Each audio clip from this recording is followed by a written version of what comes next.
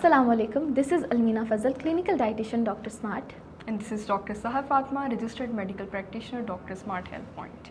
क्या आपको भी वेट लॉस करते हुए शुरू में तो मोटिवेशन रहती है, but later on you lose that motivation और आप लॉस टू फॉलो अप हो जाते हैं? आपको एक कॉन्टीन्यूस पुश चाहिए होता है जो कि बाद में आपको नहीं मिल रहा होता। कैलोरीज ट्रैक करने में आपको बहुत ज़्यादा प्रॉब्लम आ रहा होता है, ये नहीं समझ आ रही होती कितने परसेंट कार्ब्स आप ले रहे हैं, कितने परसेंट फैट्स और कितने परसेंट प्रोटीन्स आपकी डाइट में इंक्लूडेड हैं।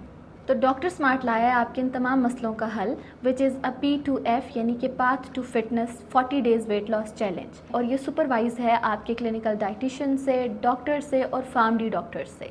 आपकी 1-on-1 कंसल्टेशन की जाएगी। इसके अलावा डेली के आपको रिमाइंडर्स दिए जाएंगे, मील ट्रैकिंग होगी। इसके अलावा फिटनेस एक्सरसाइज से रिलेटेड आपको डेली की एक वीडियो या कोई लिंक भेजा जाएगा ताकि आपको एक ट्रैक पे मोटिवेट किया जा सके।